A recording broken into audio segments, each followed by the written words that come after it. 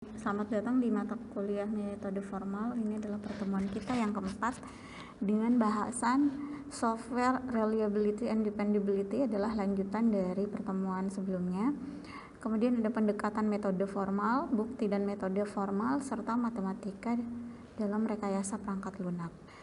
Di awal tahun 1990-an, pengenalan internet itu sudah mulai merebak, mulai dari perkantoran, kemudian universitas yang menggunakan jaringan internet untuk saling sharing data dan informasi, mengkoneksikan komputer-komputer yang berada di lokal area networknya. Nah, kemudian semakin merebaknya internet seiring sejalan dengan pertumbuhan konsumsi komputer di masyarakat luas. Semakin banyak yang menggunakan internet, maka keamanan data dan informasi tentu saja menjadi semakin rentan untuk tersebar atau terpublikasi ke pihak-pihak yang tidak bertanggung jawab. Nah, ini adalah menjadi celah untuk para hacker untuk melakukan pencurian data baik itu kepada perusahaan-perusahaan atau kepada organisasi-organisasi pemerintahan yang dirasakan bahwa data mereka adalah sangat rahasia, merugikan jika tersebar luas. Nah, inilah kenapa keamanan komputer atau computer security itu sangat dibutuhkan. Penting sekali untuk memiliki tingkat keamanan, karena jika tidak maka semua dimensi yang lainnya akan mudah untuk dikompromikan. Maksudnya ini merupakan di dalam satu organisasi data dan informasinya keamanannya itu tidak terjamin atau keamanannya itu tidak bisa diandalkan, maka semua tingkat di dalam organisasi tersebut data-datanya itu akan mudah untuk atau dilakukan manipulasi data oleh pihak-pihak yang bukan sebenarnya yang berkepentingan di dalam sebuah organisasi atau di dalam sebuah perusahaan. Nah, di sini ada beberapa poin panduan untuk merancang sistem yang aman itu seperti apa. Yang pertama, ada keputusan keamanan harus didasarkan pada kebijakan keamanan dalam sebuah organisasi atau dalam sebuah perusahaan. Sistem keamanan kritis itu jika terjadi kegagalan sistem keamanannya, maka kegagalannya itu tidak boleh merusak sistem yang ada. Jadi kalaupun gagal sistem keamanannya, maka penggunaan pada konten-konten yang lain itu tidak boleh rusak, cacat ataupun gagal. Maka kegagalannya pun harus dengan cara yang aman. Lalu kemudian sistem yang aman itu harus dirancang agar dapat dipulihkan kembali. Kemudian diperlukan keseimbangan antara keamanan serta kebermanfaatannya atau kegunaannya. Jadi jika software yang akan dipasang dengan keamanan akan di-apply sebuah sistem keamanan di dalam softwarenya, maka di dalam sistemnya, maka manfaatnya harus seiring sejalan dengan tujuan kenapa sistem keamanan itu ditanam ke dalam sebuah sistem organisasi. Lalu kemudian ada satu titik kegagalan harus bisa dihindari. Selanjutnya, tindakan pengguna harus bisa dipertahankan. Kemudian redundansi serta keragamannya harus bisa digunakan. Organisasi informasi harus bisa di dalam kendali atau di dalam sebuah, istilahnya di sini menggunakan kompartemen. Oke, selanjutnya ketersediaan sistem. Nah, ketersediaan sistem ini adalah presentasi waktu sistem perangkat lunak berjalan tanpa waktu henti. Selanjutnya, sistem yang kuat umumnya bertujuan untuk mencapai ketersediaan 59 atau 59, di mana ketersediaannya itu 99,90% setara dengan sekitar 5 menit waktu henti. Termasuk di dalamnya itu jika ada pemadaman listrik yang direncanakan ataupun tidak direncanakan dalam 1 tahun. Ketersediaan sistem itu diukur dengan kinerjanya ketika subsistem gagal, serta kemampuannya untuk melanjutkan layanan ketika keadaan itu kembali normal atau kembali seperti semula. Toleransi kesalahan sistem yang sedang berjalan dengan benar itu setelah ada kegagalan pada bagian yang lain, maka tujuannya itu harus bisa pulih harus bisa tersedia dengan keadaan 100% kembali seperti semula. Nah, ketersediaan sistem dan keandalan perangkat lunak sendiri ini saling terkait. Jadi ketika sistem itu waktu ketersediaannya itu selalu bisa memenuhi harapan, maka seiring sejalan atau saling terkait dengan keandalan. Karena kalau sistemnya tidak tersedia sewaktu-waktu, maka sistem itu tidak bisa dikatakan andal. Konsekuensi dari sebuah kegagalan sistem mungkin akan atau suatu sistem atau bahkan sampai pada merusak sistem. Dan ketersediaan sistem ini diukur dengan berapa lama waktu yang dibutuhkan untuk memulihkan dan memulai ulang setelah kegagalan sistemnya terjadi. Suatu sistem itu tidak dapat diandalkan tetapi memiliki metrik ketersediaan yang baik, atau dalam bahasa singkatnya itu restart yang cepat setelah failure terjadi, atau mungkin sangat dapat diandalkan dengan metrik ketersediaan yang buruk, jadi membutuhkan waktu lama untuk pulih setelah kegagalan. Ini sering terjadi di perangkat-perangkat lunak kita ya, misalnya pada smartphone atau pada saat laptop ngehang. Situasi ini sangat mudah kita temukan dalam kehidupan kita sehari-hari. Kemudian ada yang namanya SCS atau Safety Critical System, sistem keselamatan kritis. Ini merupakan sistem yang kegagalannya dapat mengakibatkan kerusakan ekonomi yang sangat signifikan ataupun sampai kepada kematian. Contohnya misalnya sistem keselamatan kritis ini merupakan sistem kontrol pesawat terbang dan sistem rudal. Di berita-berita bahwa jika sebuah perangkat lunak pesawat terbang itu, sistem perangkat lunak itu gagal dioperasikan, maka paling tidak akan mengakibatkan penumpang meninggal ataupun awak-awak pesawatnya. Ketika pesawat jatuh tentu akan merusak lingkungan tempat pesawat jatuh, karena pesawat itu memiliki bahan-bahan bakar yang berbahaya bagi lingkungan sekitar atau bagi tumbuh-tumbuhan ataupun bagi hewan yang tersengat oleh api ketika pesawat terbakar, dan bahkan bisa jatuh di daerah-daerah penduduk tinggal. Nah, ini sangat berbahaya ketika berbicara tentang sistem keselamatan kritis. Nah, oleh karena itu penting untuk menerapkan proses yang ketat dalam desain dan pengembangan sebuah sistem, serta pengujiannya saja ini biasanya tidak cukup untuk memverifikasi apakah sistem kritis keselamatannya itu benar-benar bisa dipercaya.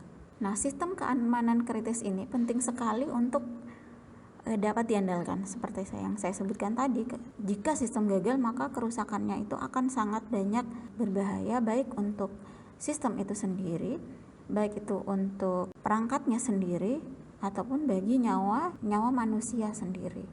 Nah, dalam hal kaitannya dengan sistem keamanan kritis, metode formal ini mendukung pengujiannya atau penyusunan perancangan pengembangannya dalam hal pembuatan software atau pembuatan sistem yang mendukung keamanan, di mana metode formal ini merupakan sekumpulan dari teknik matematika yang secara sangat ketat memberi persyaratan terhadap sistem-sistem yang dikembangkan atau yang diusulkan. Nah, sehingga dapat digunakan untuk mendapatkan program dari spesifikasi matematisnya, dan dapat digunakan untuk memberikan bukti-bukti yang kuat bahwa program yang diterapkan ini memenuhi spesifikasi yang diusulkan. Kenapa menggunakan spesifikasi matematis? Karena keuntungannya adalah sebuah perintah itu tidak menjadi ambigu, sehingga sangat ketat di dalam peraturannya yang melekat pada deskripsi suatu sistem, dan sehingga bisa dianalisis dengan ketat untuk menunjukkan ada atau tidaknya properti-properti yang utama.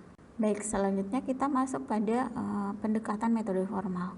Nah, pendekatan metode formal sendiri ini ada dua kunci. Yang pertama pendekatan berorientasi model, dan yang kedua adalah pendekatan aljabar atau aksiomatik. Nah, teman-teman yang Anda semua yang sudah mempelajari sekarang di semester 3 mempelajari tentang kalkulus, tentu saja akan mudah memahami pembelajaran metode formal selanjutnya, karena Mulai dari poin ini, Anda semua akan melihat bagaimana Anda semua akan disibukkan dengan istilah-istilah yang digunakan dalam notasi-notasi matematika. Nah, pendekatan berorientasi model ini merupakan didasarkan pada model matematis, di mana model adalah penyederhanaan atau abstraksi dari dunia nyata yang hanya berisi detail-detail penting. Nah, misalnya di sini model pesawat terbang mungkin contohnya untuk membuat model aerodinamika pesawat saja tanpa menyertakan warna atau lain-lainnya. Nah, ini adalah model. Seperti ini dilihat ada gambar sketsa pesawat terbang, di mana di dalamnya itu ada model dari di mana liftnya terletak, kemudian di bagian ekornya ada gaya hambat atau drag, kemudian di sebelah mana terdapat berat pesawat terbang itu diposisikan, kemudian gaya dorongnya. Nah, ini adalah model contoh dari model. Ada juga contoh model dari bagaimana memetakan cuaca dari Badan Meteorologi. Ini adalah contoh model perakiraan cuaca. Lalu kemudian yang perlu kita perhatikan dalam pendekatan berorientasi model ini, pentingnya model ini adalah bahwa model berfungsikan perilaku dari entitas tertentu dan juga digunakan untuk memprediksi perilaku di masa depan. Kemudian model yang berbeda akan berbeda dalam kemampuannya untuk menjelaskan aspek entitas yang diteliti. Kemudian satu model itu bisa menjelaskan beberapa aspek, sedangkan model yang lain mungkin menjelaskan aspek-aspek yang lain. Kecukupan model sendiri itu adalah konsep kunci dalam sebuah pemodelan, ditentukan oleh efektif atau tidaknya dalam merepresentasikan perilaku yang mendasarinya dan kemampuannya untuk memprediksi masa depan. Eksplorasi model itu sendiri terdiri dari mengeksplor model itu bagaimana, dari tentu saja awalnya mengajukan pertanyaan-pertanyaan, kemudian menentukan apakah model tersebut mampu memberikan jawaban-jawaban yang efektif untuk pertanyaan-pertanyaan atau masalah-masalah yang dianalisis sejak awal. Nah, model yang baik ini dipilih sebagai representasi dari dunia nyata dan dirujuk setiap kali ada pertanyaan yang berkaitan dengan aspek di dunia nyata. Selanjutnya, pemodelan ini sendiri dapat memainkan peran kunci dalam ilmu komputer karena sistem komputer itu cenderung sangat kompleks. Sedangkan model memungkinkan penyederhanaan atau abstraksi dari kompleksitas yang ada dan memungkinkan pemahaman yang lebih kaya tentang realitasnya seperti apa. Nah, pendekatan berorientasi model juga ini untuk pengembangan perangkat lunak melibatkan pendefinisian dari model abstrak dari sistem perangkat lunak yang akan diusulkan. Lalu kemudian model tersebut dieksplorasi untuk menentukan kesesuaiannya sebagai representasi dari sebuah sistem.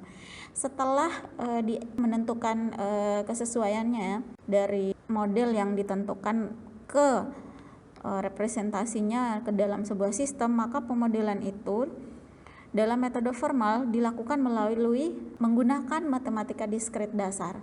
Nah, teman-teman atau Anda semua yang sudah mendapatkan atau memahami di SMA atau di semester awal, semester 1-2 mendapatkan dasar-dasar dari matematika distrik atau logika itu sendiri, algoritma itu sebenarnya sudah menyinggung masalah tentang teori himpunan, kemudian sekuen atau urutan, kemudian ada fungsi serta relasi.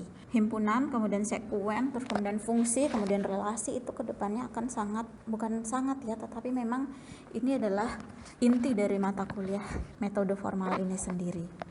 Nah, model yang telah diterapkan untuk membantu kompleksitas dalam pengembangan perangkat lunak ini adalah contohnya capability maturity model.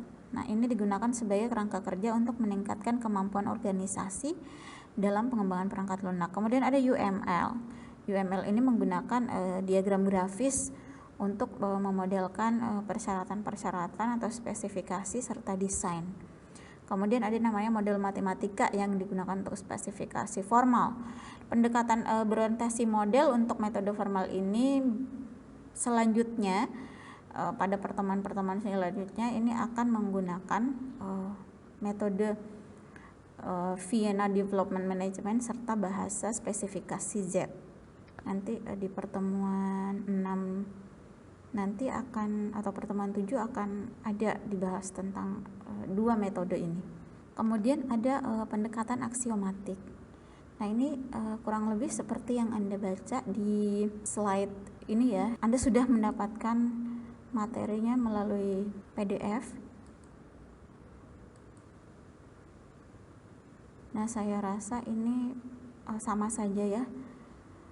Saya cukupkan dulu untuk penjelasan di video, karena saya tampilkan untuk mulai dari pertemuan 4 ini sampai kepada pertemuan akhir. Ini untuk slide-nya saya presentasikan dalam bentuk Anda semua bisa memahami, sehingga Anda bisa membacanya tanpa ada seperti seperti pertemuan-pertemuan sebelumnya saya lebih banyak melakukan monolog. Nah, pada pertemuan 4 sampai pertemuan akhir nanti membuat materinya dengan sangat jelas sehingga Anda bisa untuk membaca file PDF-nya saja saya rasa sudah cukup. Sampai jumpa di pertemuan selanjutnya. Jika ada tugas silahkan dikerjakan, jangan lupa untuk mengisi presensinya. Jika Anda yang tidak bisa atau sudah tidak ada kendala ketika melakukan presensi, saya masih menunggu kabarnya. Saya masih memberikan toleransi sampai tanggal 19 November sebelum UTS kita mulai. Di sini ada LKM 3, silahkan dikerjakan dan dimasukkan tugasnya. Terima kasih atas perhatian Anda semua. Assalamualaikum warahmatullahi wabarakatuh.